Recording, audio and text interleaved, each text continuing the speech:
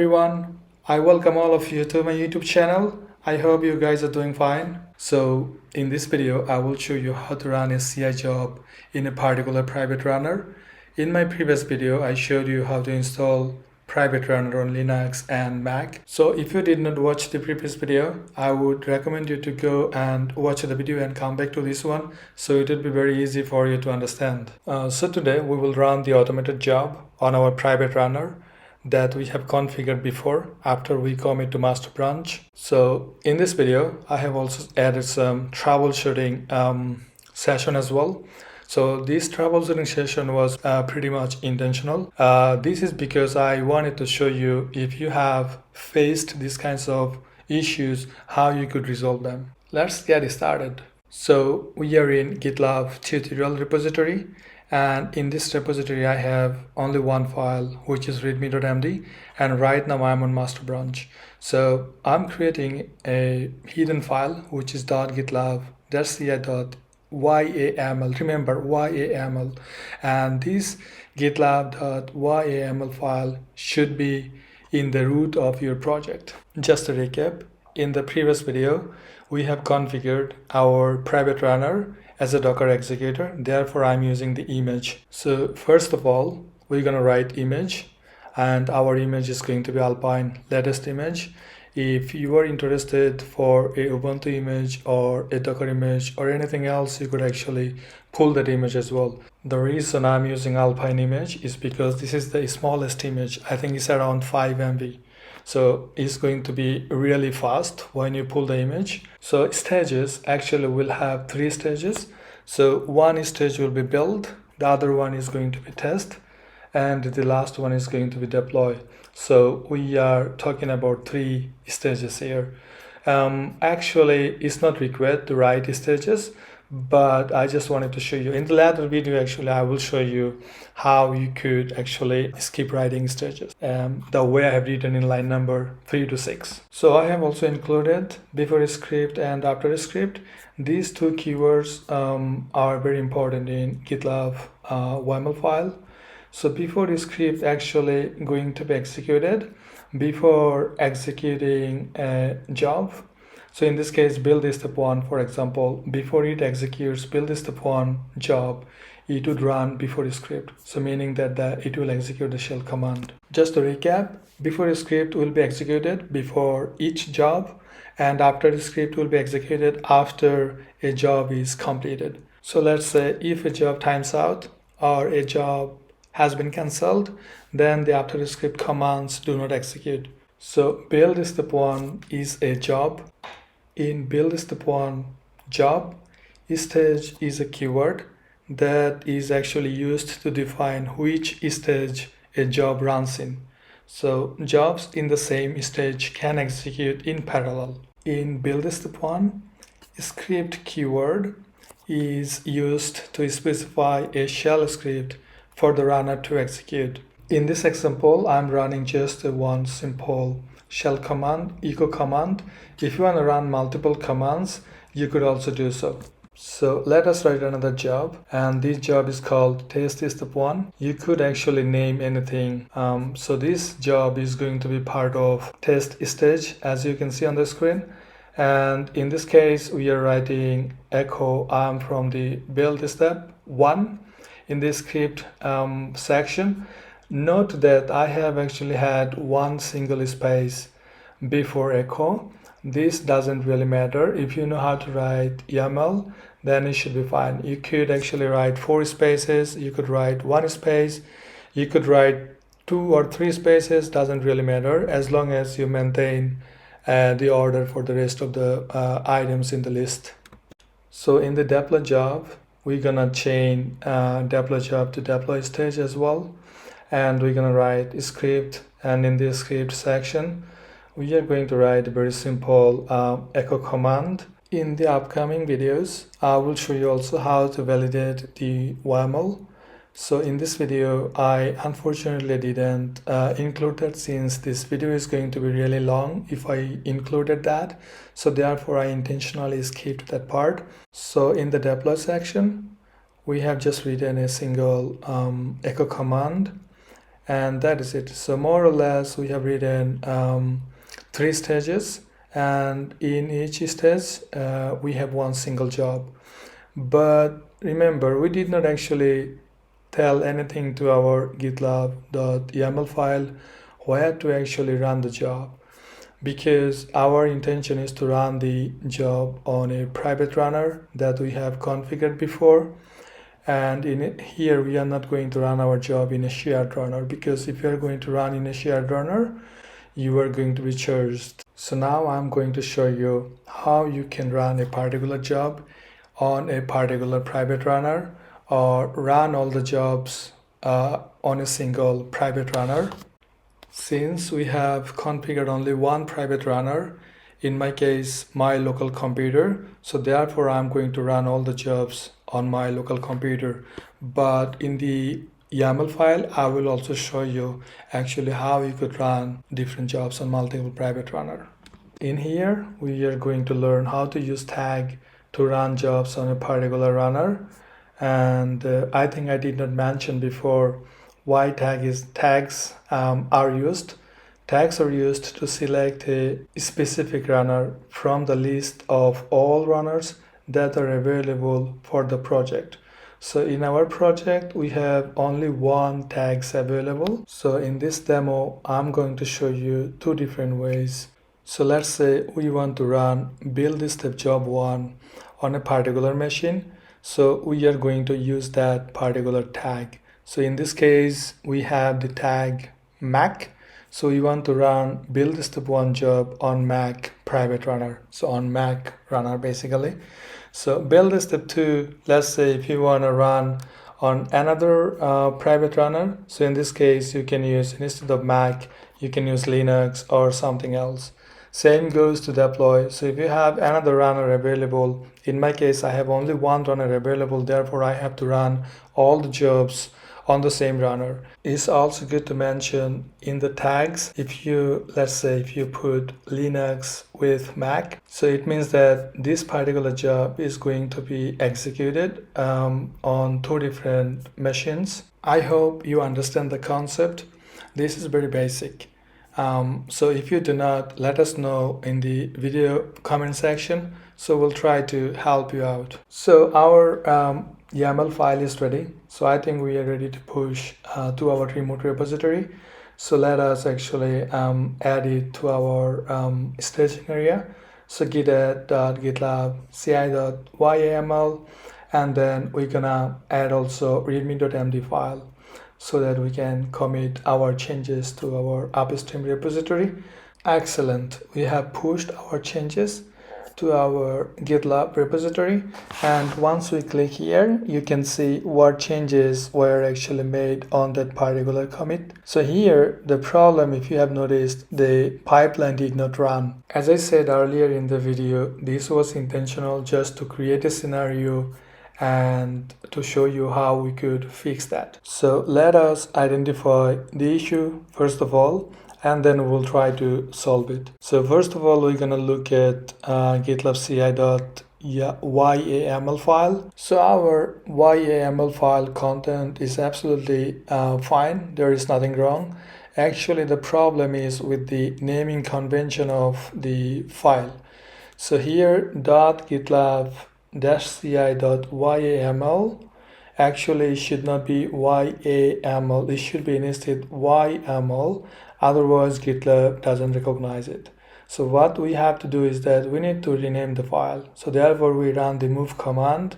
So we're gonna basically rename the file from YAML to YAML, so that our pipeline can run when we push. So we have pushed our changes, but if you have noticed, we actually did not remove YAML file, so therefore you will still see it in the part of the commit, but we're gonna remove it after some time. So now if you have noticed, actually this time the pipeline is trying to trigger, right?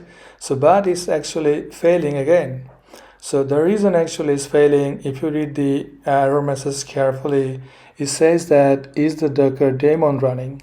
So Docker actually should be running on the machine where Docker executor is configured. So on my local computer, I actually stopped running Docker. So therefore, now it's trying to pull the image on my local machine and Docker is not running. So it's not gonna work. So what we have to do to fix this issue is that we need to run Docker on our private runner. In the next push, actually, it will be automatically building the CI pipeline if everything goes all right. I'm using Docker Desktop and you can see the status Docker Desktop is running. So I think we are ready to go. So in your case, if you're not using Docker Desktop, you need to start the daemon. So probably from CLI, you just need to start them. Docker daemon is running. So we are going to click on retry. So once we retry, our job should start this time. So you can see running with GitLab runner 13.12. There's the version of the GitLab runner installed on our Mac machine. And after that, you can see using Docker executor because we are not using shell executor, rather we are using Docker executor here. Meanwhile, let's get back to the terminal and remove the .yaml file. So we have removed the .yaml file. So now we need to push our changes to upstream repository. So let's write a commit message .gitlab.ci.yml file. That should be enough. And then we're gonna push our changes. So once we push, this will trigger another job. So as you can see, the previous job actually has finished successfully. Excellent. So we have pushed our changes and pipeline is automatically triggered. So click on CI/CD and then pipelines. Here you can find a list of all of your pipelines. Additionally, you can see the status, pipeline number, who triggered the pipeline, hit the pipeline number. That should take you to the build, test and deploy stages. Here you can see total jobs, number of jobs. We have 4 jobs in this pipeline, and in the build stage we have 2 jobs, and in the rest of the stages we have only 1. So let's get back to the YAML file, and you can see we have 3 stages, and in build stage we have 2 jobs, and in the test stage we have 1, and in the deploy we have 1. So in total 4 jobs running in on that pipeline. Excellent. So now we have shown you how you can use tags on each individual jobs so that that particular job runs on a particular runner. But this approach is not that dry. So what I mean is that if you are running all the jobs on the same runner, there is another way you could actually solve this problem, because right now it's kind of like very repetitive because you have written tags everywhere in each job. I'm gonna show you right now how we actually could do it for the entire pipeline instead of repeating yourself all over the YAML file. So let's get back to the YAML file. So in here we are gonna do some modification. So we're gonna use default keyword. So default keyword is actually kind of like global in this case. So we are telling GitLab, hey, our default image is going to be Alpine latest. Alpine latest image is going to be the default image for all the jobs in this pipeline. Let us start the refactoring. From each of the jobs, we are going to remove tags because this is repetitive and we don't want to use it. So let us remove it. Once we have removed tags from all the jobs, we are going to add actually tags in the default section, which means that we are telling GitLab run all the jobs on that particular private runner that has the tag called Mac. So now our changes are done. So it's time to push our changes. Let's add the changes.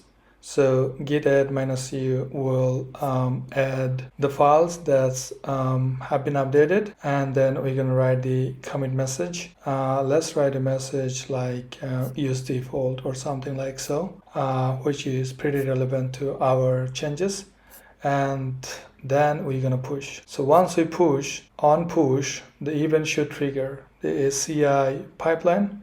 So once this pipeline actually is triggered, you should run all the jobs on our Mac runner. So let's verify that if that really works. So from here you can see the build step 1 has been completed successfully, and once you click on that it should show you the log console. So here you can see step by step what has actually happened in the pipeline.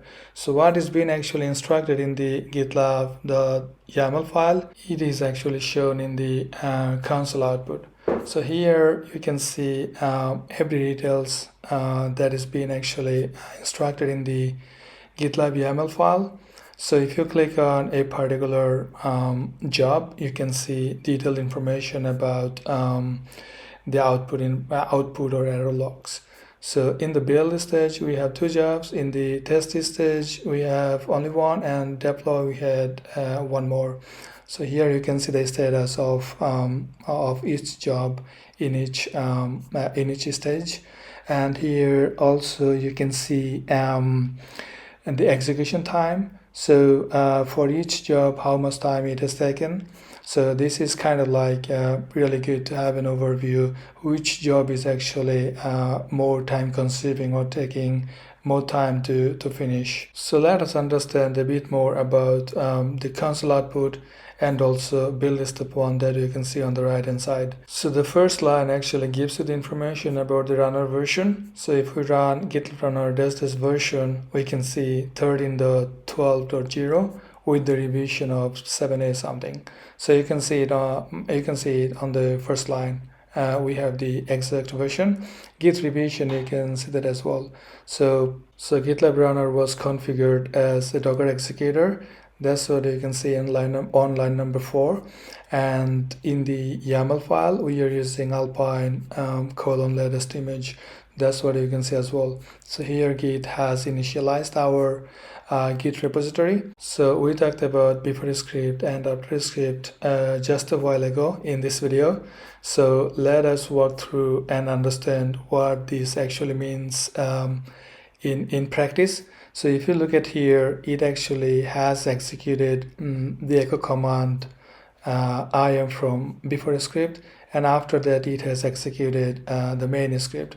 That's what we talked about, right? Since build step 1 job has run successfully, therefore after the script should run as well. So let us verify. So if you look at here, you can see I'm from the build step 1, and right after you can see I'm from the after the script. So we talked about before, if the job fails, then after the script should not work. But in this case, since job has passed, so after the script should also pass. So you can actually retry the pipeline as many times as you want. Just click on the retry, and by default the pipeline should time out in an hour. If you want to set that up to a different number, like say half an hour or 2 hours, that you could do as well from the settings. And this job has taken only 9 seconds to complete. So I'm gonna show you also the runner number. So each runner in GitLab has its own number. So on the right hand side you can see runner, it has also a number. And we have the tag, which is Mac. That information you can also see there, and also the commit. So the commit was commit message was default, use default. So if you click on the commit hash, then you can see what changes were made on that particular commit. So this is kind of like really good to understand quickly what is actually going on. You can also change stages. So just click on the drop down, choose a particular stage, and that particular stage will also list you all the jobs under that stage, and click on that job and that will take you to the console. So you can go to the console and you can have a look if you have to look into some error messages, pipeline has failed for some reason, you need to deep dive into errors. You can just switch back and forth from stage to jobs to stage, and that is gonna make your life pretty much easy. One thing that I don't really like, when I switch deploy, I had only one job. It did not actually switch to the console log. So instead I needed to click on that particular job, then actually it opened up the job console. And on the top, if you have noticed, GitLab shows us kind of like a summary, like pipeline has passed or job is passed, and then you can see when this particular job was triggered. So it will show you like triggered was by this particular user like 30 minutes, 10 minutes, 20 minutes before. So here you can get pretty much, as I tried to show you, pretty much like a quick summary. What commit was part of that build, how many stages were on that particular pipeline, and in each stage how many jobs was included. So this is kind of like a quick summary. So I would say in your day job or in your daily work, this would be kind of like handy. In the next upcoming videos, we will be talking about multi-project pipeline, parent-child pipeline, predefined variables, and a lot more. If you find this video useful, do not forget to like, share, and comment, and see you in the next one.